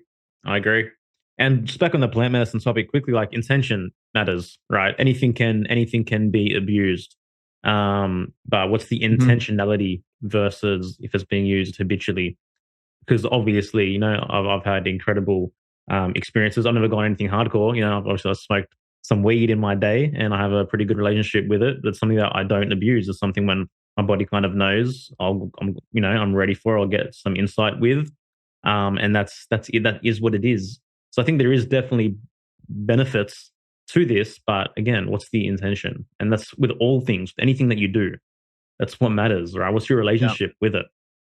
Yeah, I mean, personally, I've done DMT. I've talked to the giant holographic head in the sky. I've had those experiences. There's something definitely to it. Yeah. I had a question before you almost hijacked this whole conversation. Well, let me take us. If you get it, just interrupt me. But I want to take us back to this idea of the archons, because this is an important aspect of the whole belief of New Age Gnosticism. Is that the archons are these 7 like demonic minor gods that are under the demiurge, who's the main god, and so they'll people will correlate that to like the traditional 7 planets are these archons, and that your 7 chakras are actually like locks put onto your energetics to harvest your energy and keep you trapped here. And so you got to unlock your chakras, and the chakras are the archons, and all this stuff is like really commonplace in the conspirasphere. So let's just break down the word archon. Arche or arche in Greek means the beginning, origin, or head. And that's where you get the word archon for ruler or magistrate. So Archi is the beginning. And also remember that word that we used before? The Argo Navis. We were talking about Noah's Ark. So there's that. The Ark is a boat, and in the mystery traditions that signifies the yoni. In fact, the mystery of the lingam and yoni, the pole and the hole, this is what the ancient mysteries were always centering around, because it's the generative principle. It's the mysterious life force energy that creates and perpetuates life, right? So the Septuagint and Philo, the Greek philosopher, and many others have actually used the word arche, which is alpha rho chi eta, right? That's arche. It means wisdom to the Septuagint and to Philo. Septuagint is the ancient Hebrew philosopher group, and that's a side tangent. But now we're talking about, with this word archon, we're referring to wisdom again. So that is interesting, and because we have this, everything's coming from who? Sophia, which means wisdom, and you have Pallas Athena, which Pallas means wisdom, by the way. You have let's see, there's like a bunch of names of the goddesses of wisdom. So I'm just going to hold that thought and go into the archons from the origin of the world text, from the Nag Hammadi. So they name them. 7 appeared in chaos, androgynous. They have their masculine names and their feminine names. The feminine name is Pronoia, which means forethought, and Sam Bathus, which is week, as in the week. So there you 7 archons, 7 days of the week. And Sam, Sam is a name for the sun. Sam and Shem. It's where you get Samson in the Old Testament. Is that where Samsung comes from, the company? Yeah, and I'll just probably, dude. Wow, so many breakthroughs today. A lot of these companies are like totally solar cult derived for sure.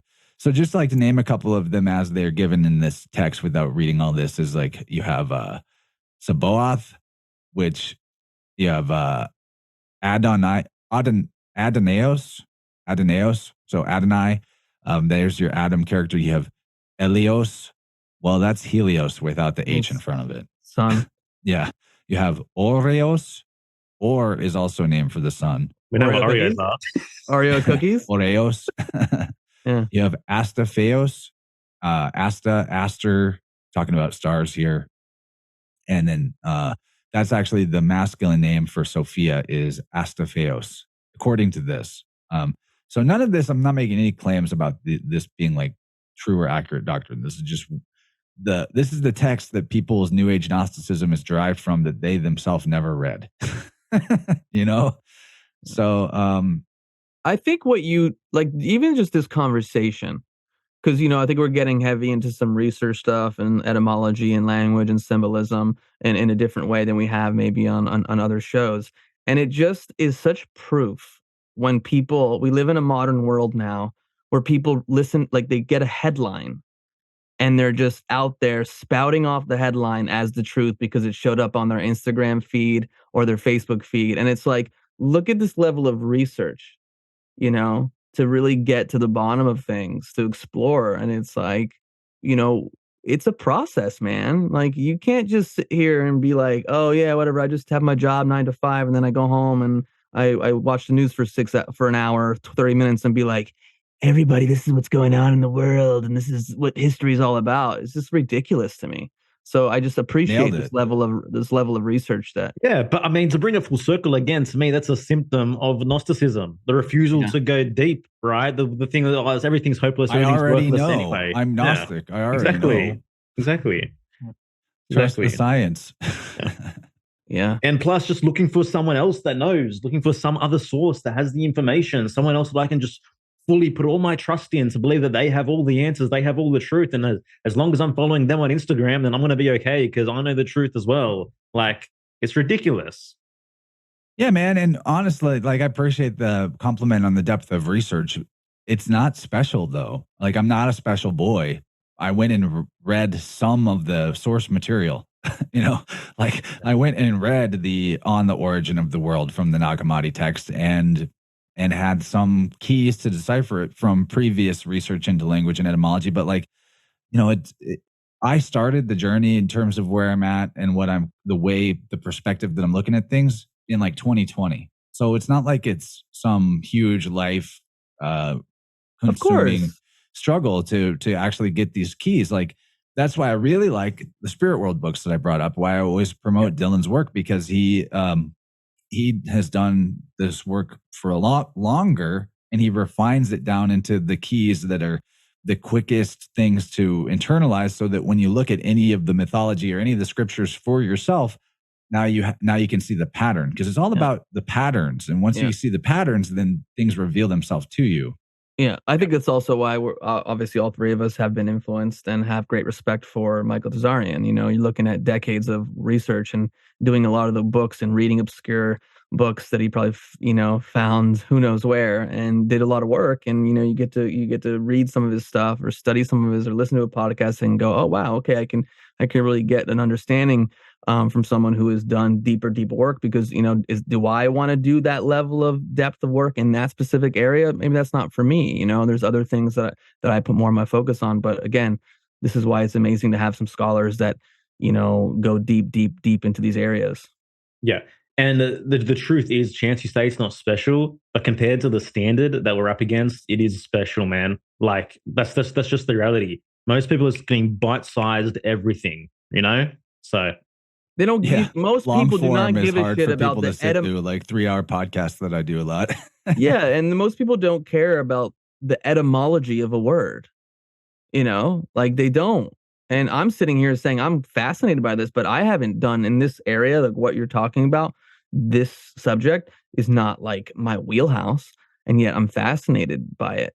So respect, man. And that's Thank why you. we And also wanted to have you on, because we wanted to expose our audience to this. I mean, we talk about Gnosticism and we talk about like New Age world and how these are ideologies that people need to be really mindful of, because are they guiding you towards living in truth and grounded and being the best you can be, or are they things to be concerned about? And so to get to this understanding and to look into some of the language and the symbolism is really cool.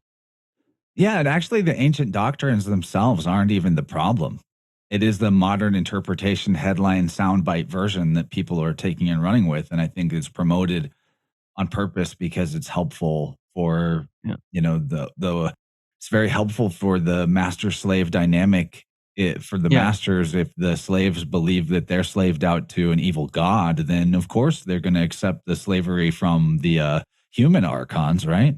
Of course, the philosophy you put in is what you're going to get out. And if your philosophy is that everything is fucked, everything is evil, everything is distorted, everything's hopeless, everything's helpless, then of course you're going to remain in mediocrity for your entire life. That's what you're inputting, right? So unless you can really come to grips with what I'm consuming, obviously not just from a physical perspective, from all information, and get to the real truth and find truth that actually lifts you up, makes you feel reverent about who you actually are, about the fact that you exist as a human being within this, incredibly mysterious and amazing cosmos, then, well, what kind of life are you setting yourself up for? And to me, you're right. It's the perfect philosophy to create a slave race. Yeah. And imagine really like your foundational belief is my body's a prison, that it is something that I need to transcend. Are you going to take care of that body? Well, yeah. Are you No. going to? And like, I've met people who are hyper like spiritual, and I put that in quotes, and like many of them, like they don't look very healthy, And so it's just, again, this idea of, and Joel, I know you've talked about this, but like ascension versus the opposite. Like I feel like evolving is more of a grounding, a coming back home into the body, not leaving it. And this is what some of these ideologies support.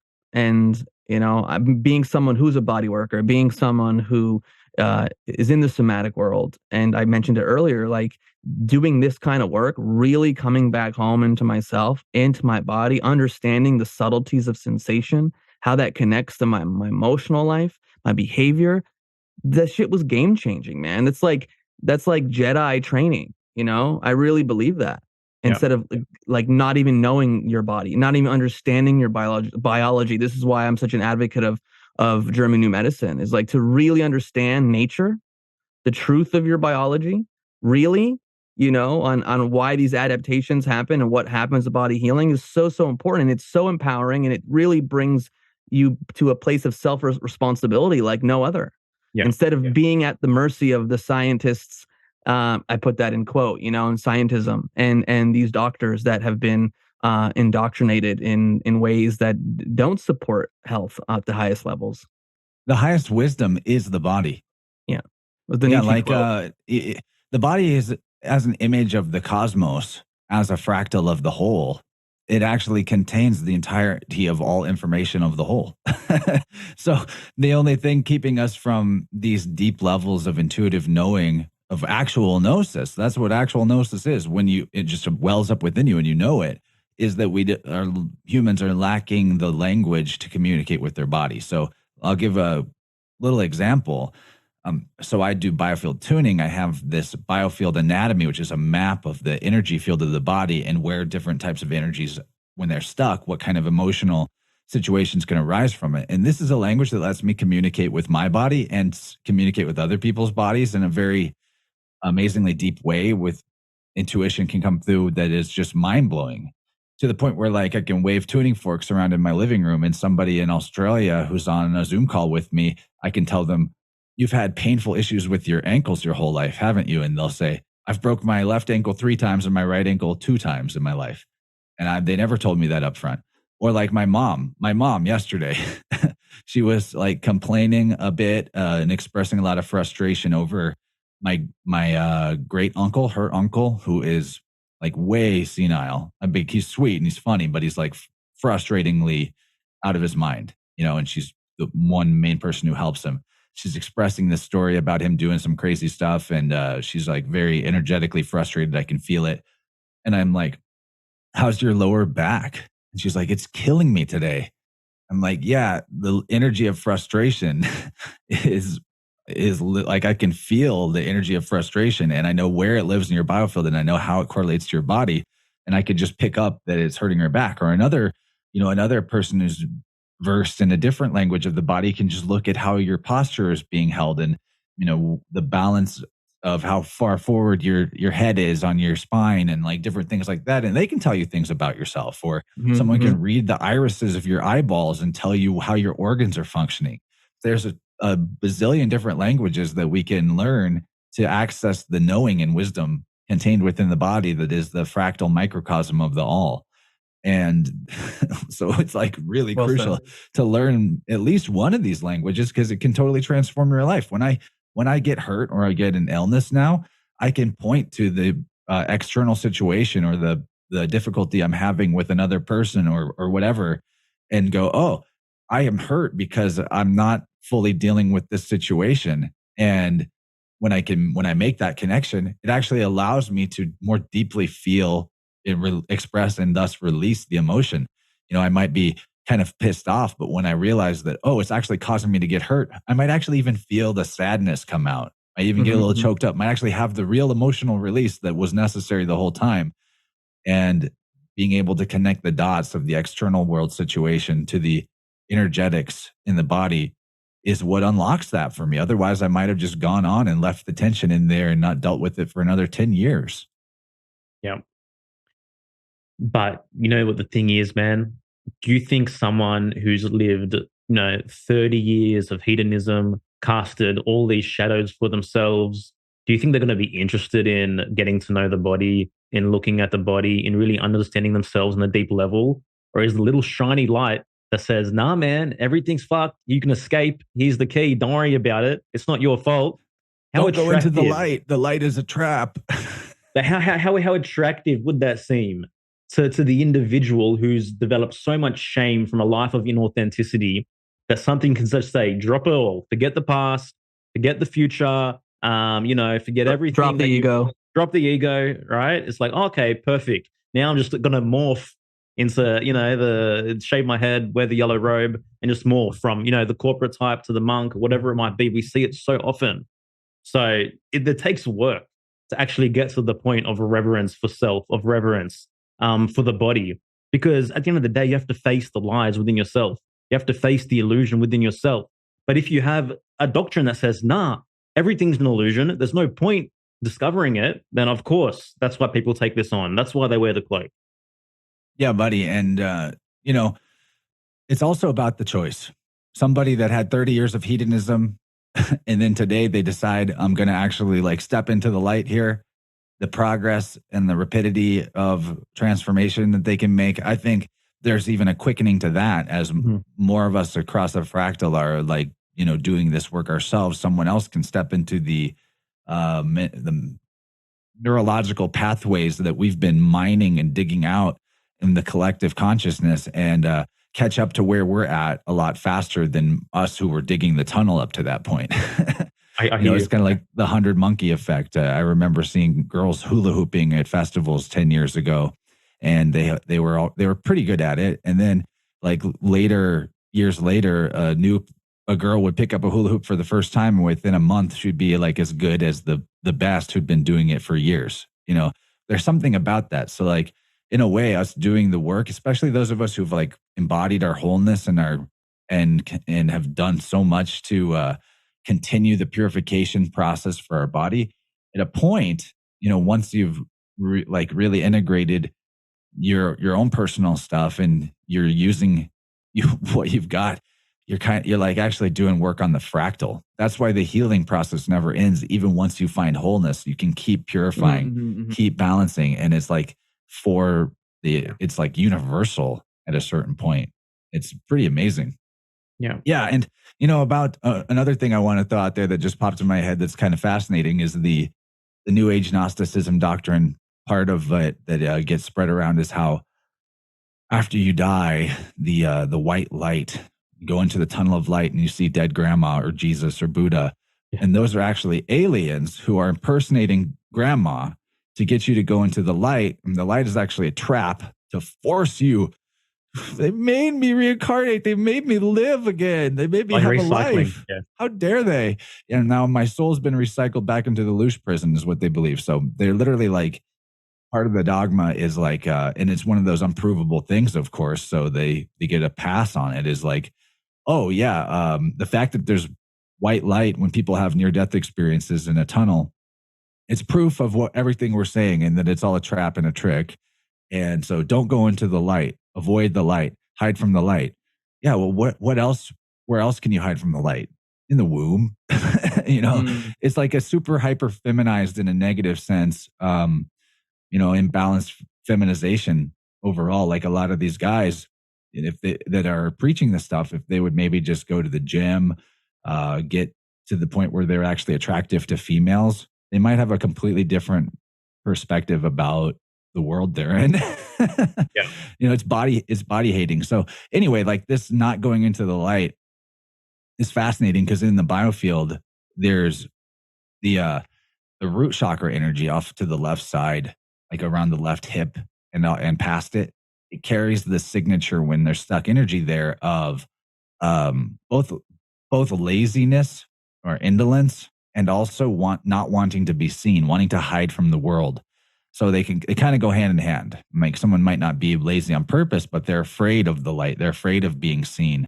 They're afraid of seeing themselves. And so it causes this inactivity, this laziness. And I just find that fascinating that in the same way, as not wanting to be seen, there's this don't go into the light part of this whole dogma of the person that doesn't want to actually like embody and save themselves. But like we're getting kind of deep into the time here, and I really want to flesh out this idea of emanations in the Trinity to finally like help us conceive of where this demiurge concept comes from, so that we can see it the way that I think the ancients meant it, rather than as an evil devil god. Cool, man. We've got about 10 minutes. If you can keep it as succinct as possible.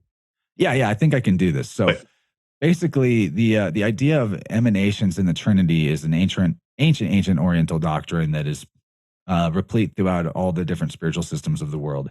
And it's basically the three forms, one God, thrice great. Hermes Trismegistus, all these different versions of it. So the creator, oh, by the way, Hermes, if you switch the R to the L, hell, we're talking Helios.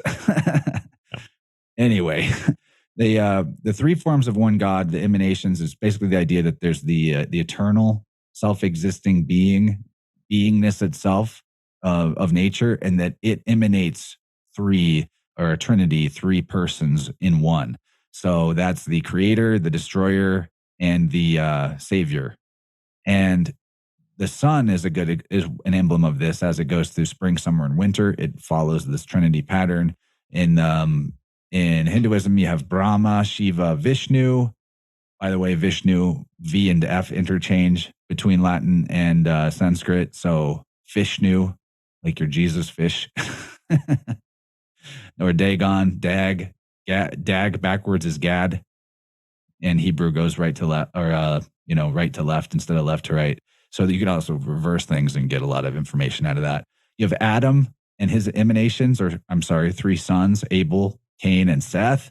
You have Noah, who is chaos, as I mentioned, the origin, the pleroma, and that his three sons are Shem, Ham, and Japhet.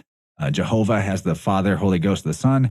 It goes on and on. There's like tons of versions of this. Even in the creation story from the Nag Hammadi, Pistis, or Sophia, has three emanations her own. Sophia, little Sophia. It's part of why it's so confusing. It's not the same as Pistis, Eve, and Zoe.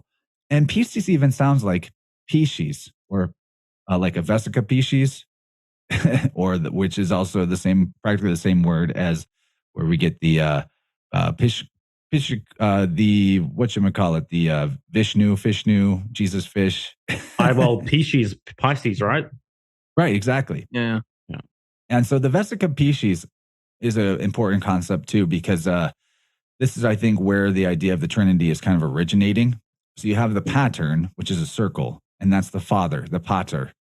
And that circle is the all, it encompasses all. Mm-hmm. And then it mirrors itself and divides, or it doesn't really divide, it multiplies. And so now you have two circles. But when the two circles overlap, one moves away to the right, Jesus at the right hand of God, the overlapping creates a third shape. So the monad, whenever it generates the duad in and of itself creates the triad or trinity, because the two circles create a third shape, which is basically, there's your idea of the mother, father, and the son or the child, which is the middle shape, the mediator, which is the psychopomp, the one that's in between the worlds, if you will. That's your savior. So what is important to understand in terms of where this idea of the devil and the God being the same being, I think, comes into play, is that, as I said, when the monad generates the duad, this is all my opinion, by the way, the second being is, if the first being is the creator, the second being is the destroyer. That's the polarity of it. But the destroyer, in the ancient versions of the Trinity, this is not my opinion, the destroyer is the regenerator, because like when the sun destroys all the vegetation in winter, it's necessary so that things can regenerate in the spring.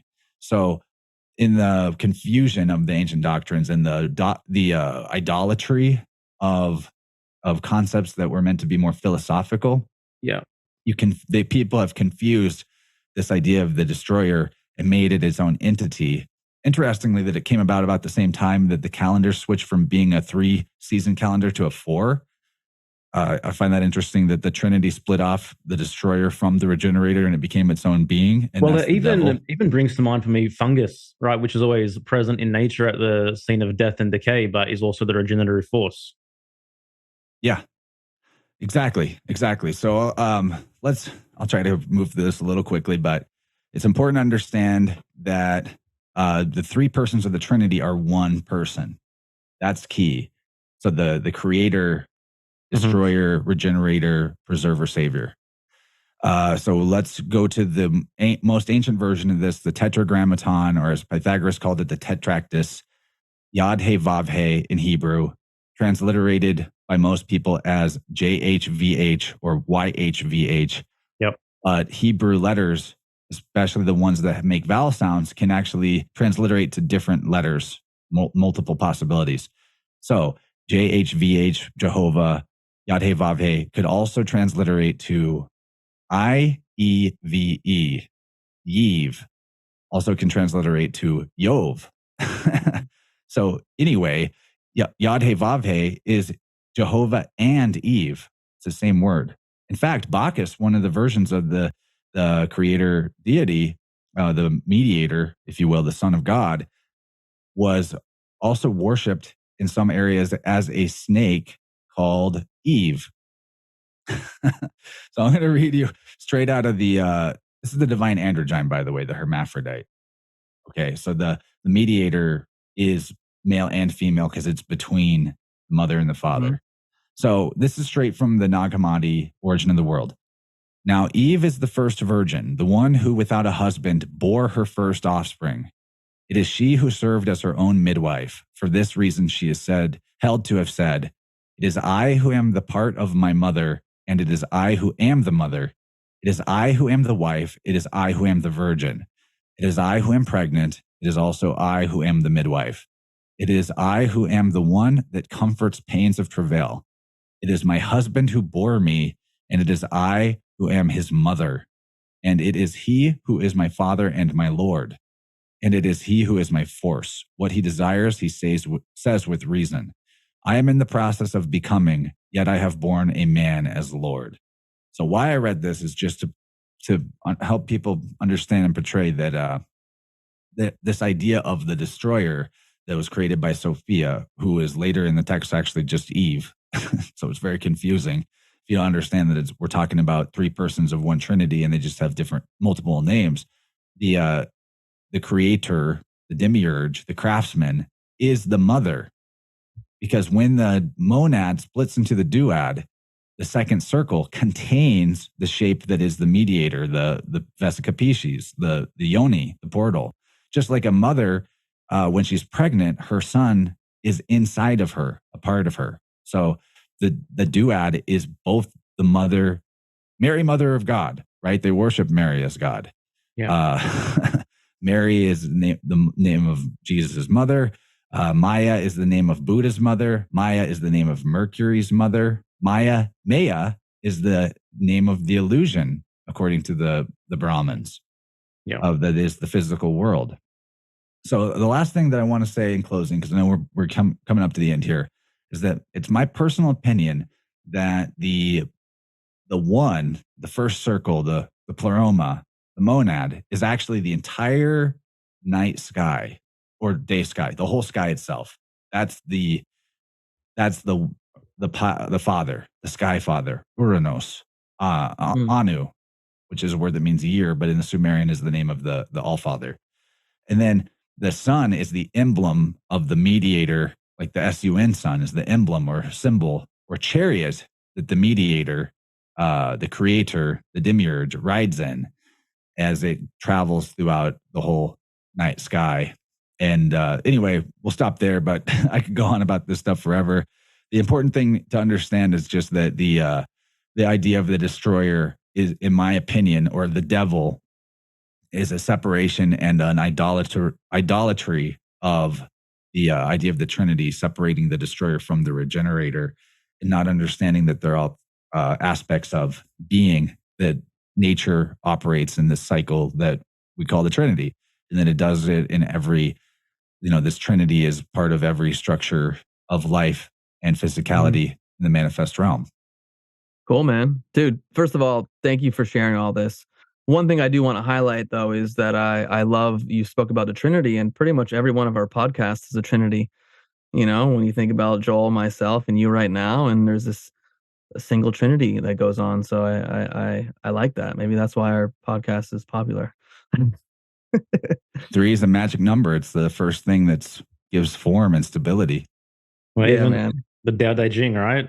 Was it from the 1 comes the 2, from the 2 comes the 3, from the 3 all things are possible, or something like that. I'm sure I mucked that up, but again. Oh yeah, well, the Tao Te Ching, what you're quoting is actually verbatim also a statement attributed to Hermes in one of the texts of Heliopolis in Egypt. I'm the 1 that becomes 2. I'm the 2 that becomes 4. I'm the 4 that becomes 8. After that, I'm 1 again. So I think amongst many other things, it's also referring to the analemma of the sun, the figure 8 shape that the sun makes in the sky, which I believe is a large degree of why the Hermes was called Lord 8 and all this 8 symbolism referring to him. And then when you look at the glyph for 8, it's the 2 circles. It's the monad becoming a duad. Yeah. This is so fascinating, man. Really, just I love hearing everything you have to say. It's definitely a lot to chew on. And I think for our audience, Chance referred a few books. I definitely want to message you to see if there's any other books that you recommend on these subjects too, that we can maybe put down in the show notes too. I'll throw one more out there. Yeah. This is called The Celestial Code of Scripture by John McHugh. It's the astral cipher underlying the miracle stories of the Bible and Quran. And he's coming at it from the cuneiform, Sumerian, and Akkadian side, but going through and using great illustrations as well to show you that like every story from the Bible and from the Quran, every miracle story is actually put up there in the stars, and that they came up with the story and called it history from looking at the stars. Incredible. It's tight. It's super tight. It's a great book. So pretty much for all you out there, quit looking down at your phones, start looking up at the sky and gain some wisdom. Get a planisphere. super fun Chance, to have. Chance, brother, what do you have for our audience? How can they find you? What are you offering these days? What's going on? Yeah, dude. Innerversepodcast.com is where you'll find everything I do. Got 2 shows a week, if not more, that I do. And, I'm branching out into doing more original research. So some solo shows are probably going to happen in the future. I just did one a little while ago. I cover the gamut. My favorite stuff is, of course, the symbolism and mythology and the language, because it's endlessly fascinating and you'll never run out of connections to make. And it's blow your own mind all the time. Like, oh, I can't believe I didn't ever look at that word that way before. And it's always like right under our nose all the time in our language. But I also do tuning. I use tuning forks to balance and bring coherence to energy fields for people. Amazing results. And people can find out more about that on my website or just to go to my channel. And one of the newest episodes with Eileen McCusick is a good one where we talk about tuning, who I learned it from. And I do oracle sessions with I Ching and tarot as well. If that's something people are interested in, they can always just email me, chance@innerversepodcast.com, if they want more information on anything I brought up. And I can send you a link directly to whatever you're curious about, or just explore the content on my YouTube page or the podcast player app for whichever one you like, and look up Innerverse. Awesome, man. Chance, thank you so much for your time, for your research, and honestly, just for your passion, man, and for the light that you continue to shine. I love seeing the path that you're on, and I'm looking forward to seeing the evolution continue for sure. Guys, if you've listened to this entire podcast and you're still here with us, we think you're very special as well. And we'll see you next time. Take care, everyone. Smoking mirrors, I'm seeing through the illusion. Waking up in a time, they think you're in a delusion. Somebody set the alarms, cause they be too busy snoozing. I'm in a DeLorean, fast forward in evolution to a place where we can share our confusions. Yeah, 450 BC, I'm sharing tea with confusion.